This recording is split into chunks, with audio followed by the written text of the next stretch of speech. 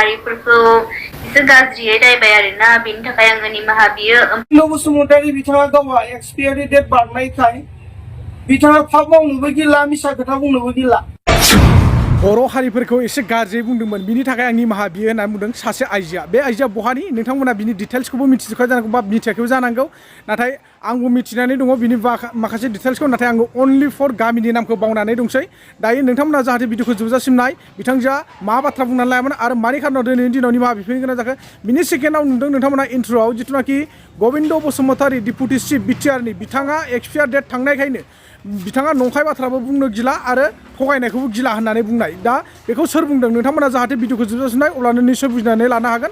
दा बिनि सिगां जिथुनाखि नैबे आइजोआ मा बाथ्रा बुंगोन नोंथांमोना नैबे भिडिअ एन्ट्रिखौ नायनानै लागोन। बर' हौवा मोनासै नामा बर' हौवा मोनासै आरे आंनो नांखाया बर' हौवा गन्थं नाग्रा गुस्ति बेरलाव सोर लागोन नोंसोरखौलाय फुङाव सिखारबानो जात्रा लस नोंसोरखौ नायबाय थानांगौ जाबाय आरो नांखाया आंनो। दाथ' अब्ला नोंथांमोना निश्चय खोनाखाबाय बिथांजोखौ माखासे जोंनि बर' समाजनि बा बर' लाइमोन सेंग्राफ्रानो जा सोरबायानो जा कमेन्ट्सआव हरदोंमोन नोंहा बर' हौवा गैया नामा माया नामा मानो गुबुन जाथिखौ हाबा लानांगौ मानो सेरें हौवाखौ हाबा लानांगौ मुस्लिमखौ हाबा लानांगौ होननानै कमेन्ट्सआव बुंहरदोंमोन आरोखि। थारमाने दा बिनि सायाव बिथांजोआ ओरैबायदि रिप्लाइ होदों थारमाने बर' हौवाखौ नांखाया सोरांब्लानो माने जात्रा नस्थ' जायो जाहैदों। दा मानि खारनाव बर' हौवाफ्रा बा बर' लाइमोन हौवाफ्रा सोरांबानो बर' सिख्लाफ्रा नुयोब्ला जात्रा नस्थ' जायो निस्सय जामारो नामा? नोंथांमोनाबो जोंनि बर' समाजाव थानाय माखासे बर' लाइमोन हिन्जावसाफ्रा कमेन्ट्सआव फोरमायहरलाय थारैनो नोंथांमोनहा जोंनि बर' जाथियाव थानाय बर' लाइमोन सेंग्राफोरखौ नुयोब्ला जात्रा नस्थ' जामारो नामा? आनलाखि जामारो नामा? नोंथांमोना निस्सय कमेन्टआव फोरमायहर। दिनै बिथांजोआ बेफोरबायदि बाथ्रा बुंनायजों लोगोसे निमाहा बिफिनदों। बिनि निमाहा बिनायखौ नायनानै लाग्रो नोंथांमोना माबायदि सानो आरो माबायदि बिथांजोनि निमाहा बिनाया गनायथावना ना गनायथावै? गाइसमोन आं बुंदोंमोन ना बर' हारिफोरखौ एसे गाज्रियै रायबाय आरोना बेनि थाखाय आङो निमाहा बियो। ओमफ्राय नोंसोरबो आंनि बोरायखौ बुंहरबाय थायो नालाय गाज्रि गुबुन हारि सेरें मुस्लिम होननानै, बेनिखायनो आं रागा जोंनानै बुंफ्लांबाय आरोना। स' आंखौ निमाहा होदो गाइसमोन, आइ एम भेरि भेरि सरि। दाथ' अब्ला नोंथांमोना निस्सय बिथांजोनि निमाहा बिनाय भिडिअखौ बा रिप्लाइखौ नुबाय नङा होमबा? दिनै आंथ' सानो बिथांजोनि निमाहा बिनाया मथे गनायथाव जायाखै आरो बिथांजों जिबायदि बर' जाथिनि मानसिफोरखौ नुब्लानो बा बर' हारिनि मानसिफोरखौ नुब्लानो मोनामनाय मोनो बा जात्रा नस्थ' जायो होननानै बुंदों आरो गोबांथार खोथा बुंदोंमोन। बिथांजोआ बेफोरबायदि भिडिअफोरखौ गावनि फेसबुक पेजनि गेजेरजों दाननानै लाजोब्बाय बा प्राइभेट लिस्टआव दोनबाय जानांगौ। दा जिखुनु आं बेखौसो बुंनो सानो बे बिथांजोआ जायखि बर'आनो जा जियानो जा बिथांजोआ सनितपुर जिल्लानि सिङाव थानाय तेजपुर खाथिनि थेलामारानि होननानै बुंदों। दा थेलामारा मा गामि आं नैखौसो बावबाय। थारमाने दा बिथांजोआ गुबुन हारिजों हाबा जाबाय मा जाबाय जोंहा बेखौ बुंनांगौ दरखार गैलामोन। दिनैनि दिनाव बिथांजोआ बर' हौवाखौ गारनानै गुबुन हारिनि सेंग्राखौ लाहैबाय बा बर' हौवाखौ नाङा होननानै बिथांजोआ गुबुन हारिनि सेंग्राखौ मोजां मोननानै गुबुन हारिजों हाबा जाहैबाय। सोरबा बांगालजों जा सोरबा बाङालिजोंनो जा सोरबा मुस्लिमजोंनो जा जिथुनाखि बेयाव हाबा जानायखौ जोङो बुंनांगौ जेबो गैलामोन। नाथाय दिनैनि दिनाव बिथांजोआ गुबुन हारिजों हाबा जाबाय जेब्ला नोंथाङा नोंथांजोनि हारिनि कन्टेन्ट लाबोनो हाया नामा?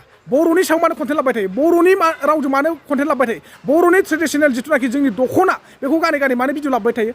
आरो बै खुदुमलायनानै देखायदोंमोन ना नोङो हौवाखौ आंनि गोसोम हासबेन्डआ नै हौवाया नै होननानै नैबे भिडिअआथ' नोङो बर'निनो दख'ना गानलायनानैसो भिडिअ लाबोदों। नोंथांजोआ मथे माने आंनिबा बेनि सायाव निमाहा मोनथावना नङा। आं सानो थेलामारानि साइडआव थानाय जिथुनाखि जोंनि अल बड' स्टुडेन्ट इउनियननि बिथांमोना बिथांजोनि सायाव एक्सन लानांगौ। आयेन बायदियै बिथांजोखौ जोंहा अल बड' स्टुडेन्ट इउनियननि माखासे सोद्रोमाफ्रा साजा होथारनांगौ। मानो होनना बुङोब्ला दिनै बेफोरबायदियानो साफानो सानफा एफा जोंनि बर' हारिनि गेजेराव बरनाम होनो थांगासिनो दङ आरो गोबांथार जोंनि बर' हारिखौ फाननो थांगासिनो दङ। दा बेजों लोगोसे जिथुनाखि नोंथांमोना बेफोरबायदि भिडिअखौ नुनानै बुजिनानै लानो हाखाबायब्ला आरो बेफोरबायदि गोबांथार जोंनि सुबुंफोरनि गेजेराव ओंखारबाय थाबावगोन आरो सोलो मोनगोन। बेखायनो आं बारा गोलावखौ बुंनो साना। नोंथांमोना निस्सय सोर मा सानदों कमेन्ट सेक्सनाव फोरमायहरनांगौ आरो आं थेलामारानि एबसुफोरखौ बार खावलायहरो नोंथांमोना बे बिथांजोनि सायाव एक्सन लाथारनांगौ आरो बिथांनि न'खरनि जिथुनाखि बिमा बिफानि गामियाव गावबुरा सेक्रेटारि दंना गायो बे गावबुरा सेक्रेटारिया बिथांजोखौ थारैनो एक्सन लानो हागोन हाया नोंथांमोना निस्सय आंनि भिडिअखौ नुहैदोंब्ला रिप्लाइ हरनांगोन।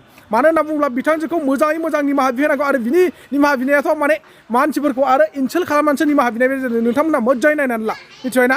दा फैदो लोगोफोर बिदिब्ला जोङो सिगाङाव होनाय भिडिअ एन्ट्रिनि सायाव गबिन्द बसुमतारीखौ अर्थात बिटिआरनि डिपुटि चिफखौ एक्सपायार थांनाय होननानै मा हिसाबाव सोर बुंखो आरो मानि खारनाव बुंखो दिनैनि दिनाव बिटिआर एकर्डनि गेजेरजों माब्रै माब्रै जालांदों आरो माब्रै माब्रै जाबोबाय थादों नैबिनि सायाव गुवारै फोरमायना होदों जों फार्मवेक्स एनडिएफ बेजों लोगोसे उदालगुरि जिल्ला इउनाइटेड फार्मवेक्स एनडिएफ बेखौ लाफानानै दिनै जोंनि इउनाइटेड फार्मवेक्स एनडिएफ बेनिफ्राय मोननैसो टपिकखौ लानानै प्रेस मिट खालामनाय जादों बेनो जाहैबाय माखासे समनि सिगां जोङो नुनो मोनदों बारग' एनडिएफ बे थामहिनबा बर्तमान बिटिसिनि लेङाइ मावफुं सोद्रोमा गबिन्द चन्द्र बसुमतारी बिथाङा मिडियानि गेजेरजों मोनसे बाइट होदोंमोन जे एनडिएफनि रिहेबिलिटेसनखौ लानानै बिथाङा बुंदोंमोन गावनि खुगाजों जे नंगुबै एनडिएफफ्रा मोननांगौ रिहेबिलिटेसननिफ्राय रावबो थालाङाखै होननानै नाथाय बिथाङा जेबो स्टाडि गैयालासेनो बेफोर बाथ्राफोरखौ बुंनायखौ जोङो नुनो मोनदों थारैनो जोङो नुदों बिथाङा राजनितिकआव थांनायनि उनाव एनडिएफनि माखासे खामानिफोरखौ बिथाङा बावगोमालांदों समाजनि मोजां खामानि मावनायफोरखौ बिथाङा बावगोमालांदों बेखौ जोङो नुनो मोनदों दिनै जोंहा गोबां जोंनि आखाइजोंनो ट्रेनिं होनो मोननाय सेंग्राफ्रा दिनै रिहेबिलिटेसननिफ्राय बन्सित जानो गोनां जादों बै सम पि खगेन शर्मा बिथाङानो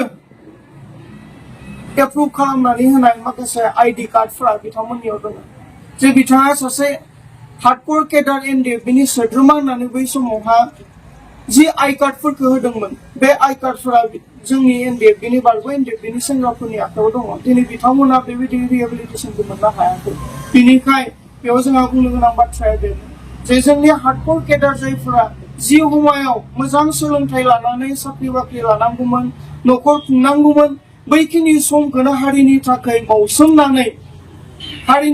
बावसोमनानै समखौ हगारबोबाय नाथाय दिनै मावै मावसे मावनानै बावसोमखांनानै फैनायनि उनावबो सासे एनडिएफबि होननानै आसाम सरकार भारत सरकारनिफ्राय रिकगनाइज मोनैया बेयो दुखुनांथाव जादों दिनै जोंनि बारग' एनडिएफबिफ्रा 4 लाखनि थाखाय हांखुर जायाखै नाथाय बे जे थार सासे एनडिएफबिमोन बेखौ रिकगनाइज मोननो थाखाय हांखुर जादों आरो बेनो फोरमान जायो जे आसाम सरकार भारत सरकारा लोगो नांनानै जे रिहेबिलिटेसननि नामाव 4 लाखनि ड्राफ्ट होयो बे मोनसे रिकगनाइज एबा सिनायथि होनाय जे बे सासे बारग' एनडिएफबि होननानै सिनायथि होनाय दिनै बे सिनायथि बिलाइनि थाखाय बारग' एनडिएफबिफ्रा हांखुर जानानै दङ बेनिखायनो गबिन्द बसुमतारीया जानो हागौ 4 लाखनि थाखाय हांखुर जादों बारग' एनडिएफबिफ्रा नाथाय बे नङा दिनै जोंनि बारग' एनडिएफबिफ्रा रिकगनाइज मोननांगौ सिनायथि मोननांगौ जे गनाय जानांगौ बेजों सासे एनडिएफबिमोन होननानै बेराफारसेथिं आरोबाव जोंहा गोबां मुंख्लंफोरनि एक्स ग्रेसिया बेफोरबो थालांगासिनो दङ बेफोरनि सायावबो बिथां सोलिफु सरकाराव थानाय बिथांमोना गोसो होनानै खामानि मावनायफोरखौ जों नुवाखै गबिन्द बसुमतारी बिथाङा गावहा एक्सपायारि डेट बारनायखाय बिथाङा फाप मावनोबो गिला मिसा खोथा बुंनोबो गिला बेनिखाय बे एक्सपायारि डेट थांनाय मानसिनि माखासे बाइटफोरखौ मिडियाफ्राबो फोसावनायनिफ्राय गोजानाव थानो थाखायसो आं खावलायगोन